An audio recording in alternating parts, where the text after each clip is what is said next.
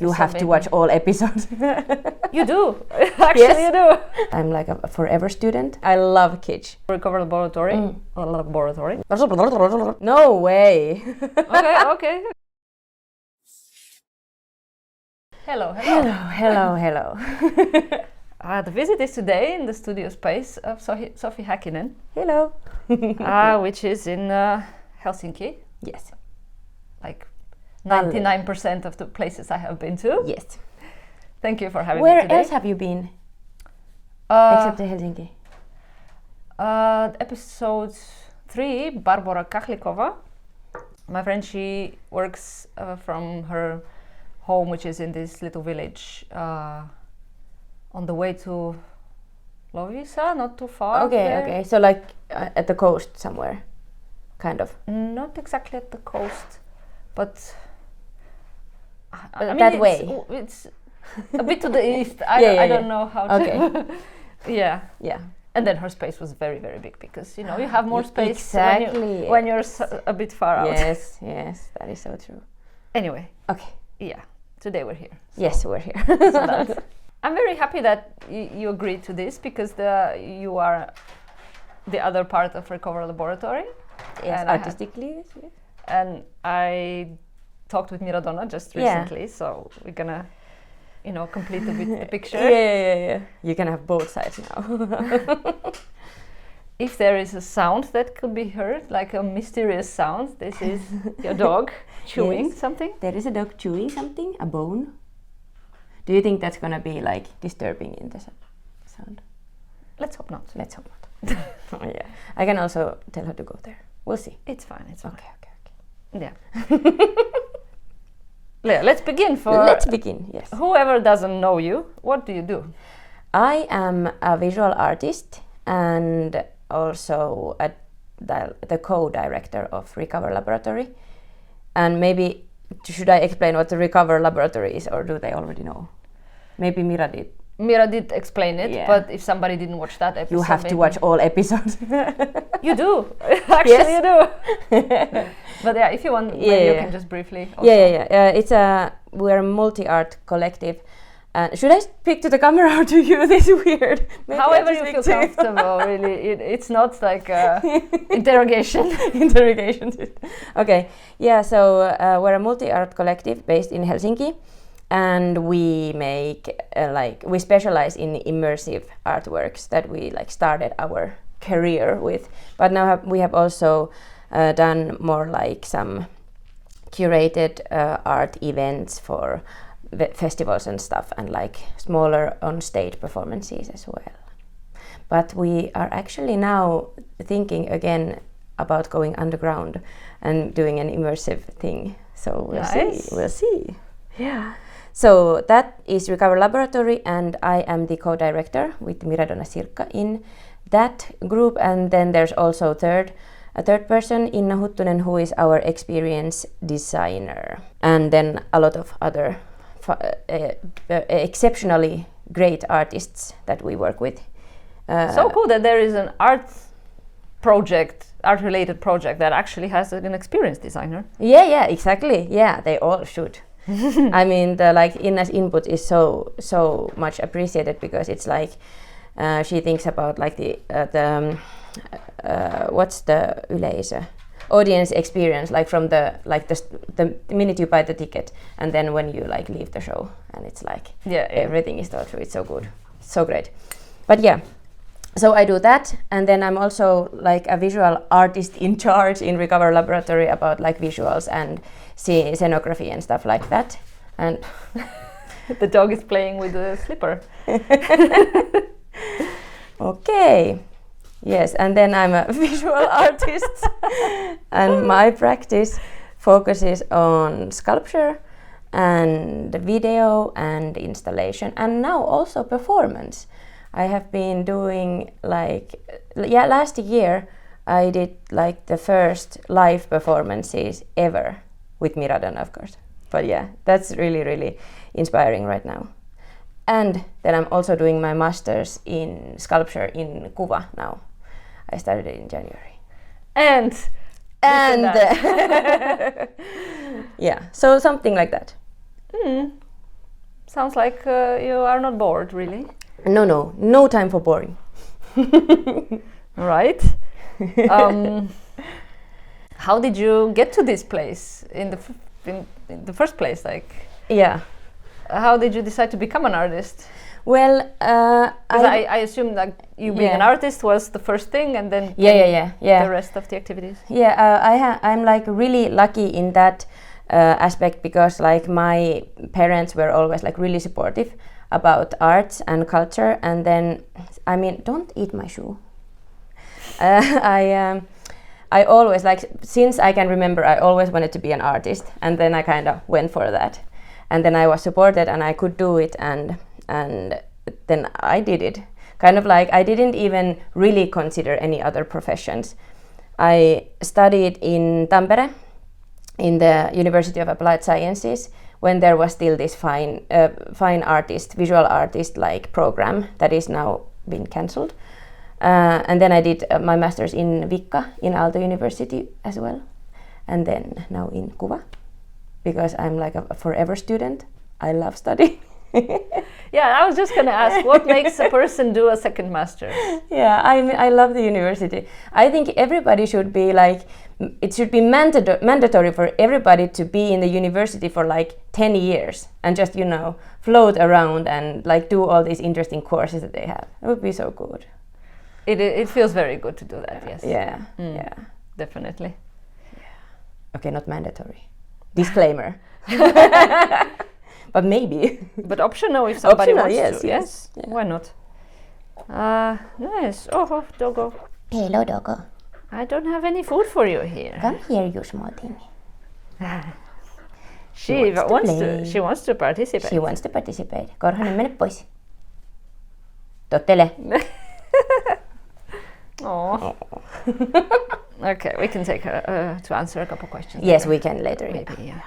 Just a second, I lost my train of thought here, my cheat sheet of questions. I like your earrings. The hand is cool. Thank you. Yeah, these actually belong to a friend of mine. Very nice. But she gave them to me so that I can... I love the color too. Sparkle. Yeah. Oh. Sparkle is the best. What are you doing right now? What are you working on?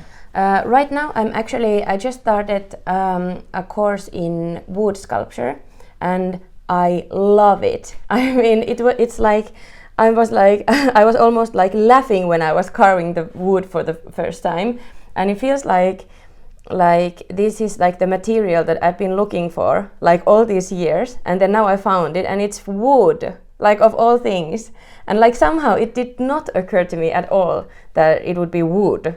And now I'm obsessed. I mean, I think about it all the time. I'm like, oh, I want to get my hands on some wood. There is something about wood. There is something about wood, yeah. Yeah. Because it's not too hard, it's not too soft. Exactly. But it's hard enough. Yes. Yeah. Yes, and then it's very easy to also manipulate. Exactly. Yeah. And then you can make all these cool like joints and like, oh my god, there's so many options in wood. So like, yeah, right now I'm focusing on that, and then I'm also like I'm inspired about combining like my other, like the other materials that I've been using for like years and years, so to combine them with wood somehow. That is what I'm gonna do. So like trash and wood. The wood would elevate the trash? Exactly. Or the other way. Or the trash would bring down the wood? Who knows? Yeah. Or maybe trash isn't really trash. Of course not, no. Disclaimer again. It's not trash, it's art. Trash is in the eye of the beholder. Yes, trash is in the brain of the thinker. You also have some works with pasta. Yes. At some point. Yes. There's some also here, but yes, I used to work a lot with pasta, like dry pasta and hot glue, and I would like glue these bigger shapes out of these tiny small dry pasta pieces, and I've been doing that for years. And then for some reason, I mean, I always discard it. I'm like, oh my god, this again, this is so stupid, and then I stop doing it, and then it just creeps in again. Like it's this perpetual circle, and then now it's gone. But it's gonna come back in. I'm sure, I know it.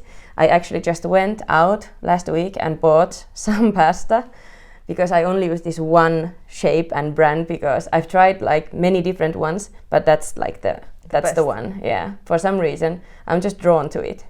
So yeah, what is it in pasta that is so appealing? I have been trying to like put my finger on it, but I don't know. It's like I do use a lot of food in my artworks, like also as a theme and as a material or like an image. And these really like pop kitschy kind of foods like hamburgers or pasta. And it's also like it's kind of like a comfort food, and it's really universal. Like everybody has some experience, you could say, with pasta. I don't know. Yeah, I've been trying to think about what it is. And then it's also this shape, because it's kind of like this curved tube that's hollow. And then when you glue a lot of them together, it makes actually a pretty hard shell. They're pretty sturdy, I think. Yeah, it is pretty sturdy, yeah. Yeah, I was just thinking that, unfortunately, chips is so breakable. I can see otherwise, if it would last, you probably would be liking to use that. Yeah. There's one artist who casts chips in metal. I cannot remember their name, but you should look it up. They're really cool. You could try to carve it out of wood. I could. Maybe I will. I did actually just D3 print a pasta, like a piece of pasta. That was really nice too. But then there's like some kind of mathematical problem with the shape, because I tried to put like a lot of them so I could get like print like really many small ones at the same time, but then the computer couldn't compute. It was just like that's error, strange, cannot do it. Yeah, pasta is really not that complicated. Exactly. Of a shape. Yeah, I could only put 5. 5 was okay, but then more than that it was like no, cannot do it. Oh. So I think there must be something with the shape, like this hollow tube or something. I don't know. But you see, there is something to pasta. There is something. How often do you eat pasta? Or do you just work with it? I do also eat it. I really like it. Yeah. Who doesn't? Exactly. Is there something coming up? Like soon some event or an exhibition? Look for? Yes, we are actually working with Miradonna, my artistic partner from Recover Laboratory, and also like we have been working together for 8 years, like really like our practices have like grown together, and now we are doing our first exhibition in a gallery together in April, I want to say. It's gonna be in Lahti in Galleria Uusi Kipinä. Okay. Yeah, we're gonna do a performance called The Life and Death there in the opening of the exhibition, and then it's gonna be like video installation, conceptual sculpture kind of mayhem, and then we're gonna do the performance again at the finissage. So everybody come to Lahti. What date? Do you know? I can look it up. Should I look it up now? Maybe later. I can. Yes, let's remember to do that. Yeah. Yes. It was in April, May. Yeah. So I got you right on time. Yes, you did. Yes, you did. Cool. What are the main themes in your work? Otherwise, what is it about? Well, that's the question. That's like the question that I have been trying to answer also now in school. But yeah, I think in school they usually asking those. Exactly. Also. Yeah, that's one of the reasons I wanted to go to school again, because it's like it's easier to think about it when somebody's like asking you the right questions like all the time. You must explain this. You must explain this. But yeah, I think my work is like, especially my sculptural work, it's really like material based. Like I get this obsession on some material, and then I just like, it's very intuitive and kind of fast. I work, I combine things, and then I see what happens. Like serendipity is a really big like tool for me also, or like chance. And I often work so that I break the pieces I've previously done, and then I combine like pieces of them together, and then like see what happens, and I mix all kinds of weird materials together and see how they will react. Like once I melted candy in the microwave and then like cast something out of the candy and like stuff like that, and then I'll just see what happens, or pour different glues together. So like there's something interesting in that kind of moment where something is going to happen but it's not happened yet.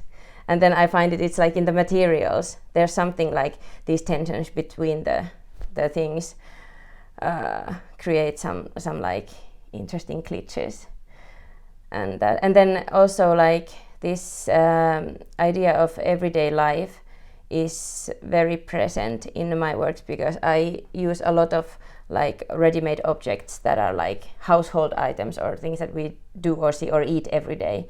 And then I show them in a new light, like mixing them together with other weird or not weird things. So maybe those are some themes. And then also like in the performative work, performances, we often like criticize maybe the society's like hetero and mononormativity and like this capitalistic perfection that everything should be like productive, and and also like the experience of being brought up in a like a female body, and how that like how the world reacts to you and that kind of stuff.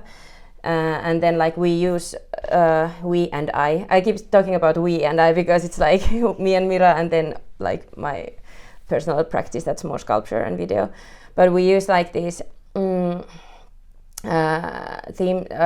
what's the tool of humor and sensitivity together, so to like create these kind of emotional tensions in the work. And then when that works, it works really well. So we found that it's interesting to use those, and then also like those recognizable elements from everyday life come together there, and like these pop or kitsch elements. And your aesthetic is definitely very connected to the kitsch. Yeah, it is. Yeah.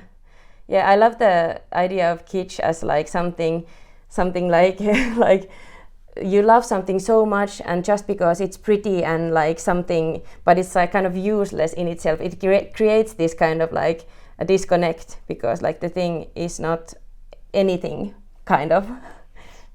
What am I saying? But like, because if the reason for it is just to be pretty, then it kind of loses all meaning. I love kitsch. I love it. It's a bit, well, now with kitsch that, in some places what you think is kitsch, in another place maybe won't.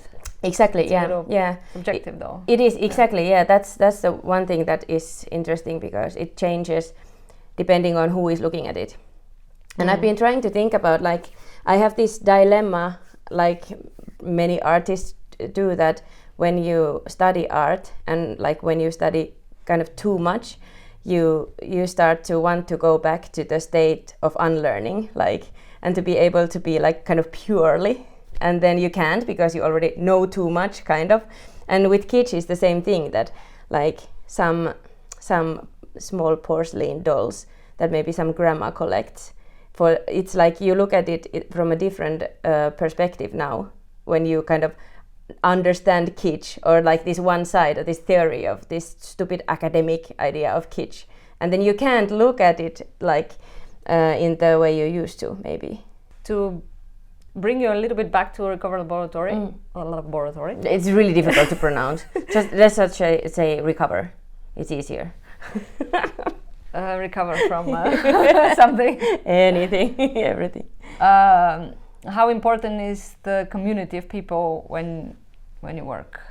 Because that's a very communal practice that you have. Yeah, it is. I've actually I consider myself very lucky in that aspect too, because I can combine these two, like my personal practice, when I can just shut myself out from the world and be in my like own practice, and then I like always have this option of like working communally and working together with people, so I can just kind of like get the best of both worlds. It's really, really a privilege, and it's also like working, like creating artworks communally, like you said, like that, it gives you like so much more perspective, and also it teaches you to kind of like not make too much compromises, but kind of like be aware of your own like ideas and how attached you are to some things. And then when people are like the feedback is constant, and because we work so artistically, it's always from a different background. So that's it's a very interesting cocktail, and it's a very interesting way to work.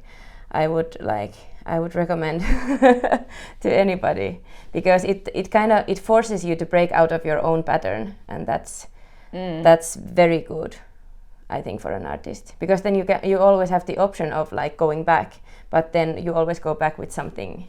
Yeah, you new. develop probably Exactly. a lot faster that way. Yes. Do you have some specific routines of how you get into your work?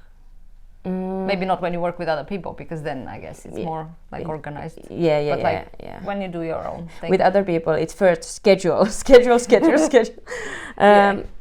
When I do my own thing, it starts with some material that I'm just like, I really want to like see what happens with some material. So it always starts like that. And now I work a lot at my school, but usually if I'm here, I come here and then I start breaking things and putting things together.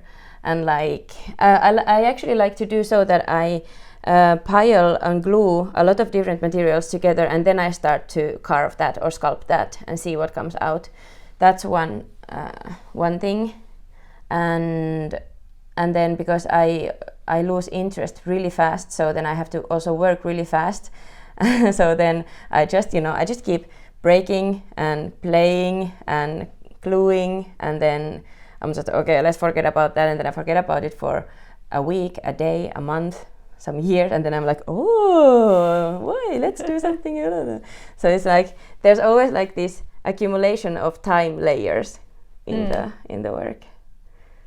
I would be curious to see what you do with the wood, because that's something that doesn't happen so fast. Exactly. I'm so excited. I think I'm actually gonna go there.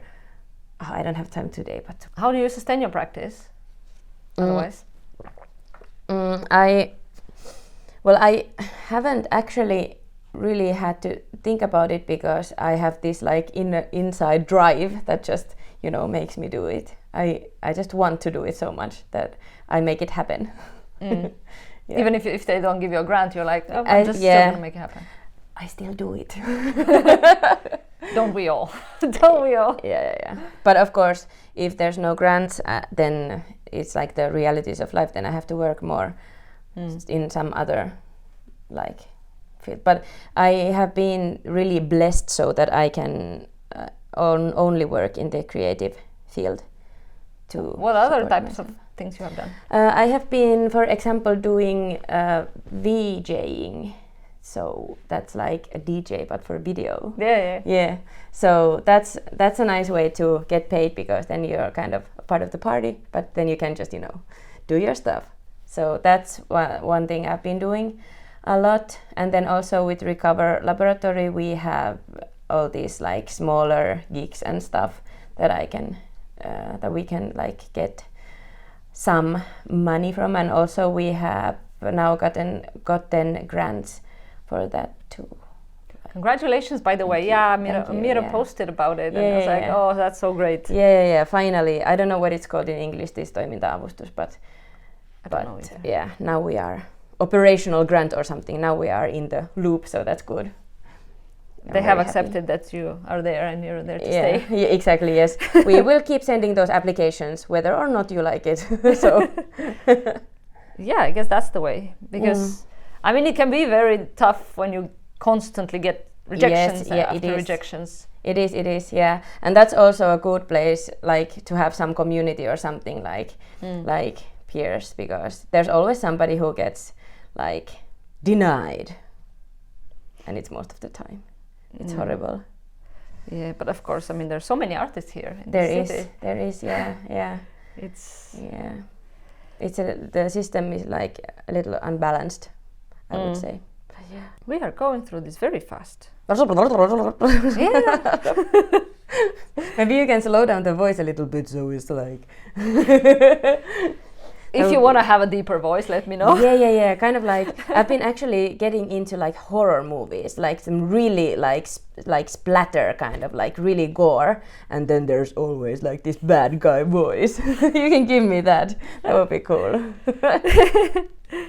But then usually the viewer has or the listener has the option to do that by themselves. Oh yeah, that's true. So we're gonna take that choice out of them. You have a choice. If you want to hear Sofi as a horror film character, yes, slow down. Slow it down. Yeah, okay. I usually ask this a bit later, but you mentioned these horror movies that sort of like something you're excited about. What is other things you're excited about? What is giving you like inspiration? Oh, did I mention wood? Well, maybe. Maybe. I have actually been thinking a lot about, well, this like horror and humor, like how they are kind of similar, or like both like laughter and being scared of something or seeing something terrible. They like the bodily feeling is quite similar in both. That it's kind of like some release of like some intense emotion, like if you like some people when they see blood or like something like insides, they start to laugh, or when you're at a funeral, then you start to laugh, or then when you laugh so much at something that you start crying. So they're kind of like they're linked. And I saw this TED talk some time ago, yeah. And I think the person speaking was talking exactly about that. It Maybe. was about excitement and like fear, how the brain reacts in the same way, and then it's like a secondary process whether you decide if that is scary or exciting. Yeah. Oh, I have to find that TED talk. Sounds really interesting. If I should remember what that was. I don't remember right now, but I will try to remember, and I will send you if I do. Yeah. I think that's really pretty crazy. Yeah. And then because like often when I do some like a sculpture or like video or image, and then I'm like, look, this is so cute and funny, and then people might be like, that's scary, like no.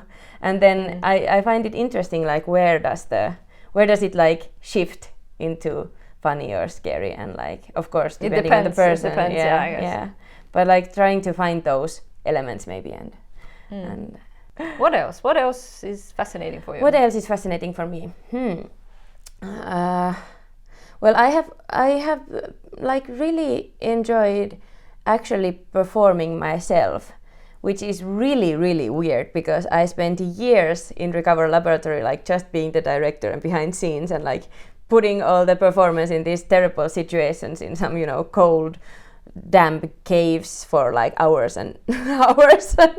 And then now I do it myself. I actually started by doing this performance that my sister Ida also like videotaped, and I made it into also a video work where I glued the small pieces of pasta to myself, like my whole body, for 8 hours, so like straight into the deep end. So that's a video work. You can see it maybe online, I think. So that was the first time. That was 2 years ago. But then I didn't like do any more performance kind of things. It was actually, I was trying to get rid of the pasta again. But I thought that, okay, if I do this, then it's gonna be like over. But it wasn't.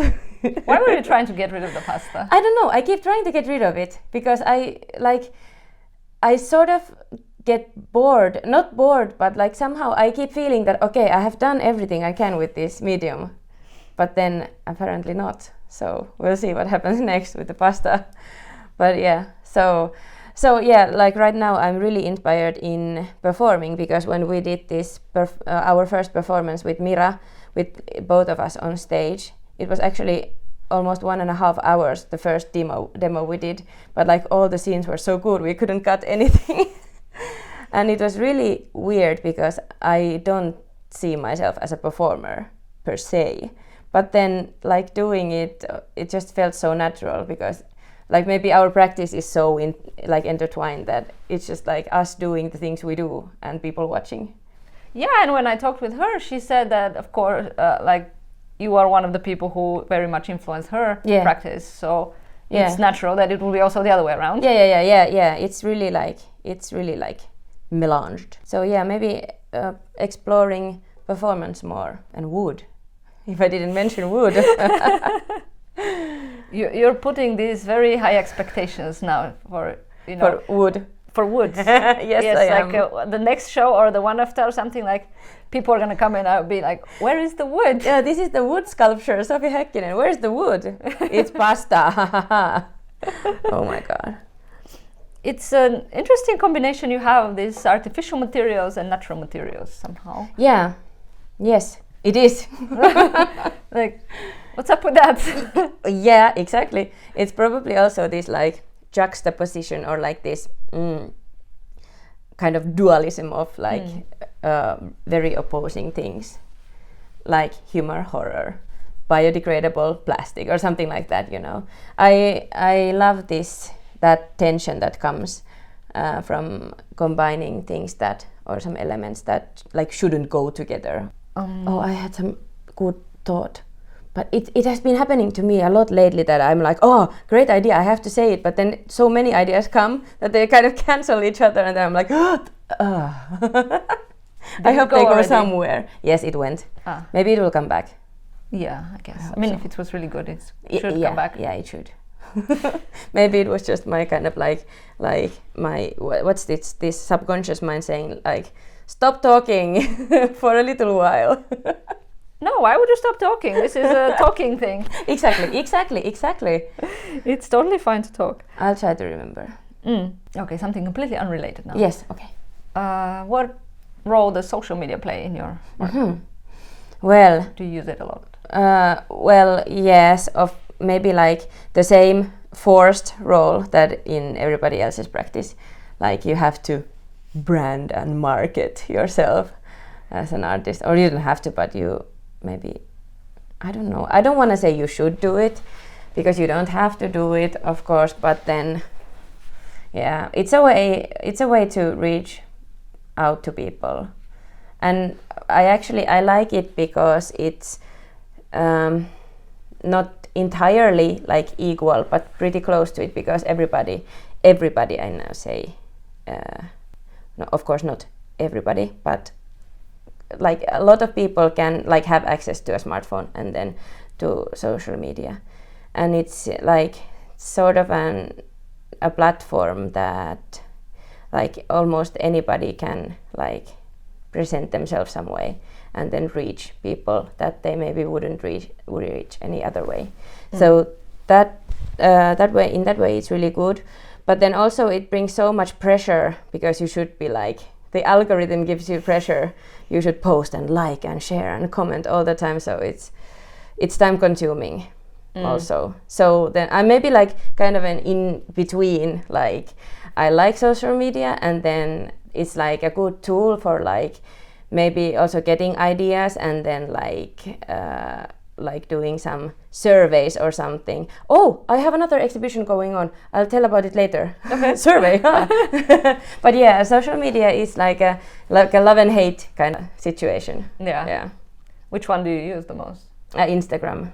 Of course. Yeah. But Instagram is stupid because like it started out as being about the photos, like. Yeah. But now it's more like you have to have your feed like curated and you have to have these like 3 colors or something. Blah. I mean, you have to. That's I don't know how much it applies to artistic work. Yeah. But like Then if you're an artist and you do that, you go towards another category there a bit like. Yeah, you do. It's kind of like in between. Yeah. Yeah, my philosophy with Instagram so far has been like fuck it and just, you know, I keep my profile public and I try to like do whatever I would do anyway. So we'll see what happens. Yeah, I mean it's really difficult to train yourself around that only. Yeah. And I guess in the moment when you actually are able to train yourself, if you want to go there, They changed the algorithm, so Yeah, exactly. Yeah, it's there like you go. the whole thing all over again. Yeah. But I guess it's a good way to connect with people. It is, yeah. Because it is. Because it's so universal and worldwide. Yeah. Yeah, that's one reason why I also started to do this and post it online, because of course physical connection is stronger than digital one. Definitely. Yes. But you could connect also. Exactly, there. it's a way, yeah. Oh yeah, I just remembered my the survey. I'm doing, this is actually a really good place to advertise a little bit, because I'm doing now one artwork. I call it kind of a digital performance.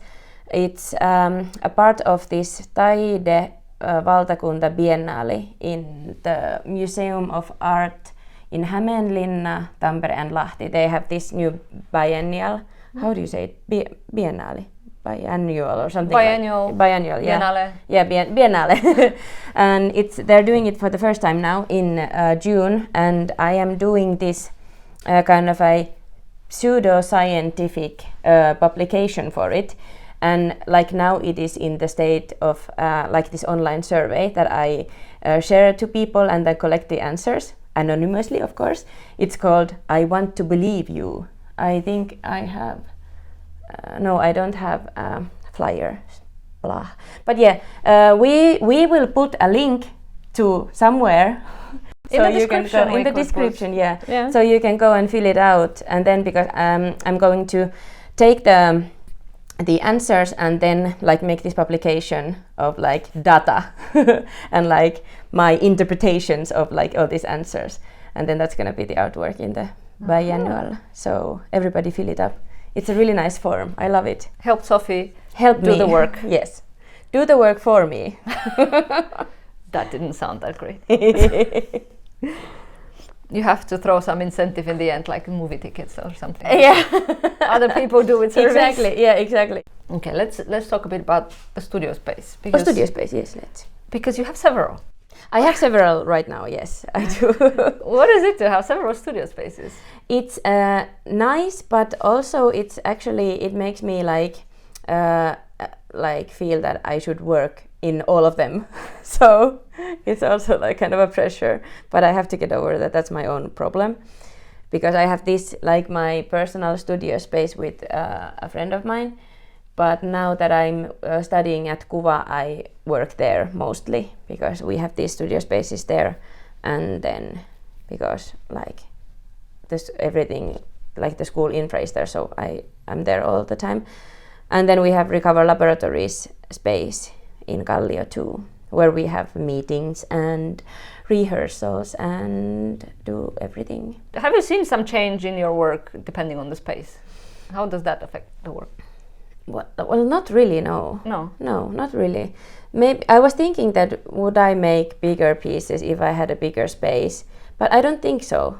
Huh. Like, no, they're kind of still the size that you could pick them up and like have them. I don't know why. Maybe it's a convenience thing, but also like I wanted to kind of rebel against this idea of like a sculpture has to be like big and phallic almost, and like like it has to be made out of stone or bronze, and you know, to be like taken seriously. So I wanted to like kind of be fuck that, and then make things that you can pick up and like have them, hold them. Yeah, that's. There is quite a lot of sculpture in the city that is big and metal. Of course, yes, because that is the real sculpture. Yeah. What is real? Exactly. A very good question. Okay. Well, the space that we are in right now, how big is this one? This is maybe 20, I would say. Oh, we have the vuokrasopimus there. Let me check. This is, yes, 20. And is 20 enough? Is it a good amount? I like it because the ceilings are higher, and then I have windows. I also used to have a space here in the basement with no windows. It was a little bit blah. But I think this is like, right now it's enough for me at least. But then there's this accumulation of stuff that happens, and like material that I just, keep. And maybe I should like also throw something away. but then I always have this feeling that I might need it. So Yeah, that's a very difficult that's a dilemma difficult always. feeling. Yeah. So yeah, but then I don't want to have like just a storage space because I have to see it. Like I have to keep seeing the stuff to like have this kind of input from the material. To, oh, I'll use that. Oh, I'll use that. Like It's interesting that you say it because for example, I'm the opposite. I really don't want to see my stuff. Yeah. When I'm doing something new. Yeah, I can understand that like really well, but I have to see it. Yeah. But if if your process goes that you physically take stuff from other stuff, it makes sense. Yeah, it does. Yeah. But it's also like sometimes it's kind of this chaotic feeling that like everything is like there. Yeah, it can be overwhelming. Yeah. So I have to. Do you have another storage space somewhere, or is it? No. We have this storage space in the recover space, but we keep like the performance stuff there. But which we have already seen on the podcast. You have. Yeah. What is the most important element here for you, like in this studio? What do you like about it the most? What do I like about it the most? Maybe that chair. Chair. I sit there and drink coffee and stare at my things. Yeah, and then I like this. It's kind of a sculpture, but I like the material. And it's really heavy and difficult to move, but I still haven't destroyed it because I like it. I like putting things on it and then looking at the things on it from that chair. It's a very it's like a pedestal in a way. It kind of yeah. You but can then also isolate like a work slide. Yeah, you can. Yeah. Yeah, Yes. so like a slide. Yeah. But then you slide down and you bump into the lowest. Yeah. Yeah, exactly.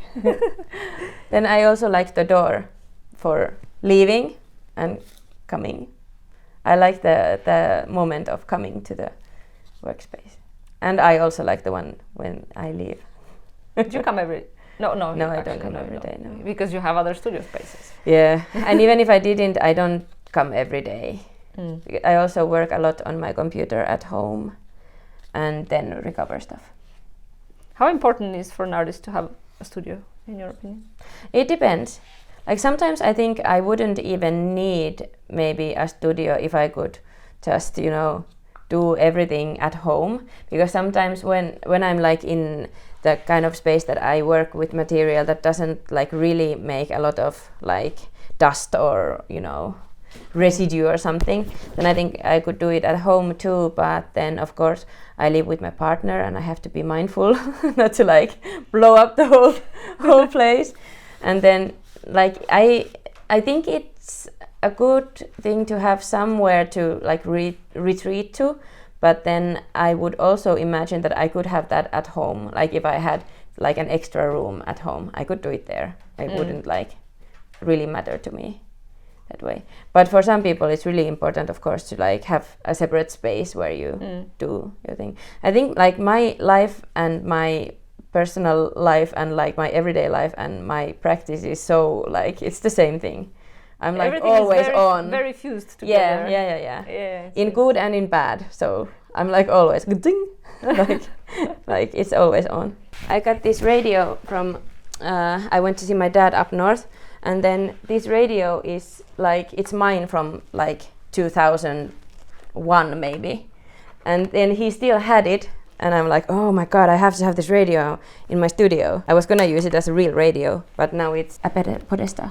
I really like it, the combination. Oh, another sculpture appears from behind. That's Play-Doh. It's called, what was the name? No Rest for the Vanilla was the name of that. Genie in a bottle sort of thing.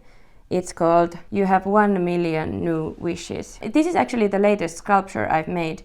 And I kind of like it. It has like all these elements of pop and everyday objects and like cliches. I had this in the Recover studio. In some of our bags we were like organizing stuff, and then she was like, oh, this is trash, and I was like, no, what the hell, that's the artwork I was talking to you about. And this is actually a plastic bag from Japan when Mira was studying there, I went there to be with her, and then I brought back this bag, and I thought it was such a cool element. Then I put something inside, and I've had it as a sculpture ever since, and she thought it was trash. Latest pasta thing is here. I used to make a lot of these like big pasta shapes out of the small ones, and then one day I thought, haha, maybe I'll make like a full circle of it, so kind of like a donut.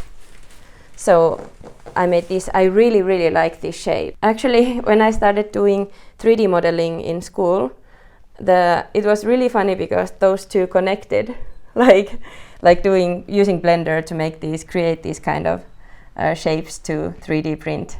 And I love it how the hot glue glitters a little bit. Oh yeah, that's a pig.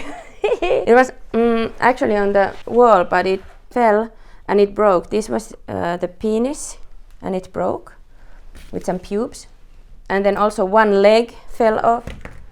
And this is the tail. And this is the asshole. Genitals were here, and this is the belly button. And this is the face. This is like a dish dish rag that I put some resin on top. And this is Play-Doh. Do you visit exhibitions? No. No. I on should. Purpose. Yes, I should do it more. But the honest answer is I don't, because I did go to Kiasma to see the Ars Fennica. But that's it for this year. But because when I go, I do enjoy it a little bit, but I always feel like I'm working. So, and then if people are like, hey, it's Sunday, let's go to an exhibition, I'm like, no, I don't want to work all the time, because I can't just like go and enjoy, because I'm always like I said, it's always like the process is on. So I don't really go to exhibitions, and then I always feel bad that I don't, because I should. And yeah. Interesting loop you have there about yes, that. It is. Not even openings? No way. Okay. Yeah, those are the worst, because I'm like really bad at meeting people. What? Yeah. So it's. But you're so easygoing, like we're talking so easily here. Yeah. It is, but now we have like a purpose, which is the podcast. But like small talk is like, it's a killer for me. I'm like, whoa. And besides, I quit drinking, so there's not that aspect anymore in the openings either. And you can't see the work in openings because there's so many people that you have to say hi to and make small talk. Ooh. But I'm going to improve on that now, because and also because of the school, I have to do some, like, I have to go at least to the school gallery to see the things. I mean, it's okay if you feel like that about it. It's not like a law that it's not, but it's kind of like this thing that if you are like a professional in some field, you should know what's going on in the field, and maybe like also see and be influenced or not be influenced by what's going on, what other people are doing in the field. But I try to keep up in other ways. Online as well. Yeah. And of course, like online, yes, Instagram very good, but also it's not the same.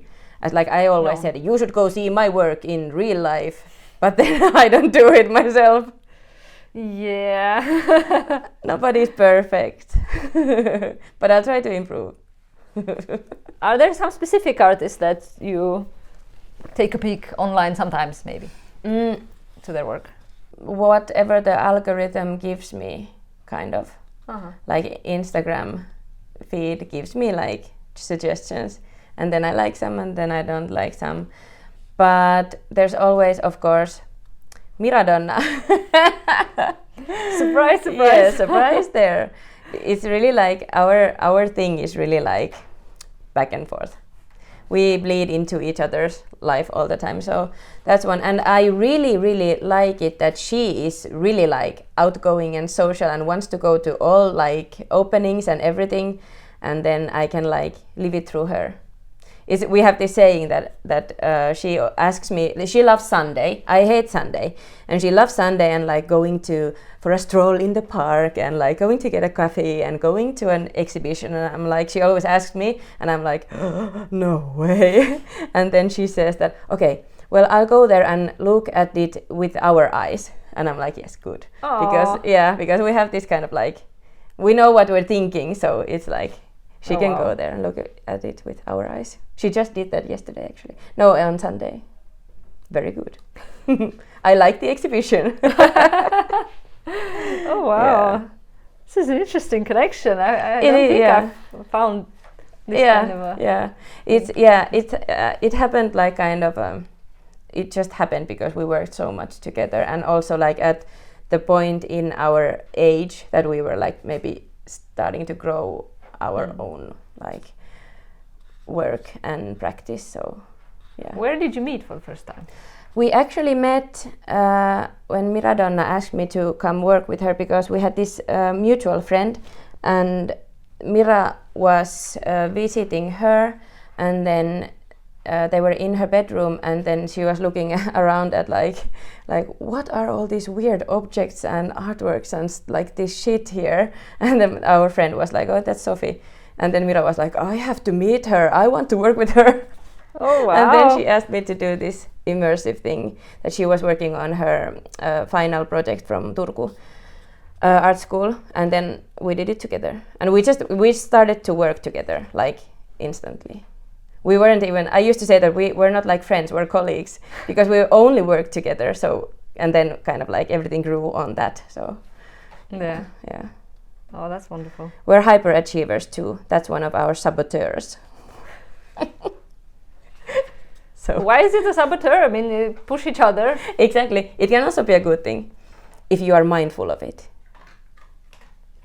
I mean, yes, you have to not exhaust yourself too much, I guess.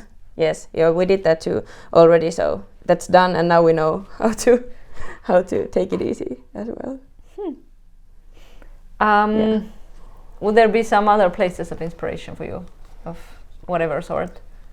I like all these kind of liminal spaces, like most people maybe do, because I like the feeling of this sort of like a sadness that is in those places, like say an airport lobby or something, but then there's always like also this idea of like leaving, like passing through to some other thing that's still unknown, and it's kind of like a time stopped feeling in those places.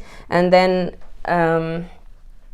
usually for me it's always like I'm always like when I'm outside or something, I'm looking at the ground a lot, like trying to, probably my brain is subconsciously searching for something to see and like attach to the, I don't know.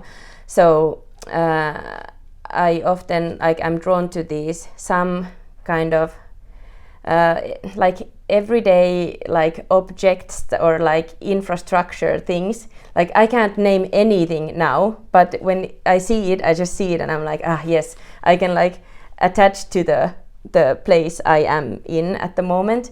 Let's say, for example, some broken neon light sign or something like that, and then that connects to this kind of a nostalgic feeling and that liminality.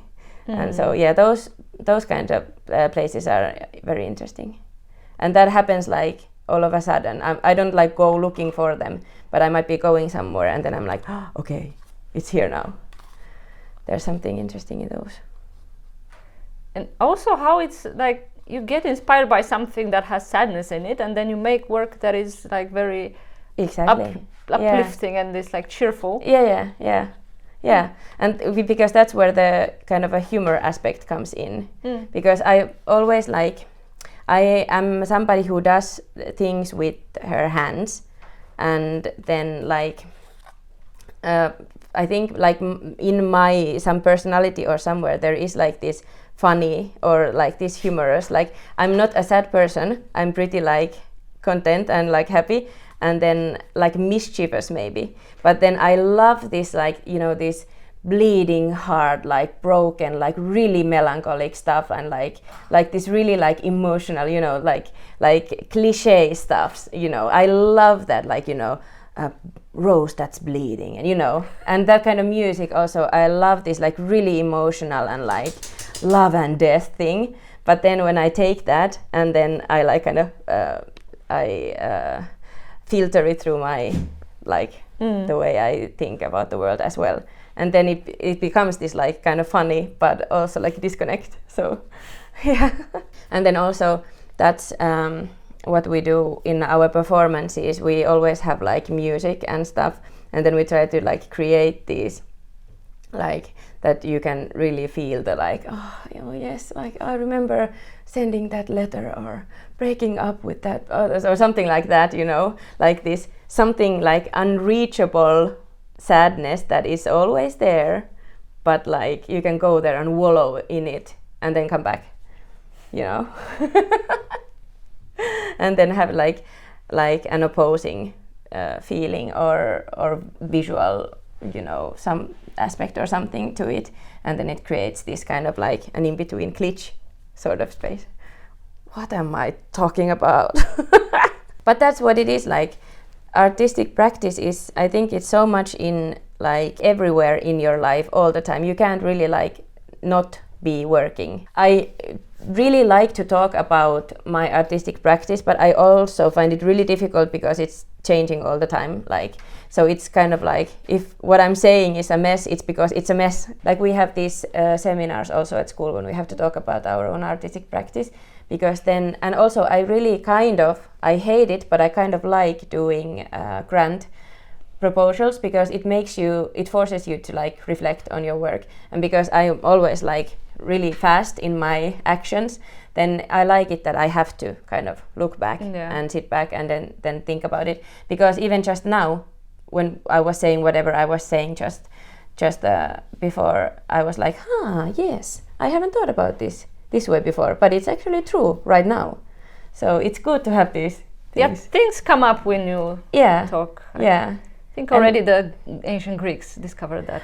In dialogue, in dialogue there is something, you know. There is something, yeah. Yeah, and especially like dialogue, because the feedback is important, even if it's like, I don't know, an expression or something. You get something from the other person.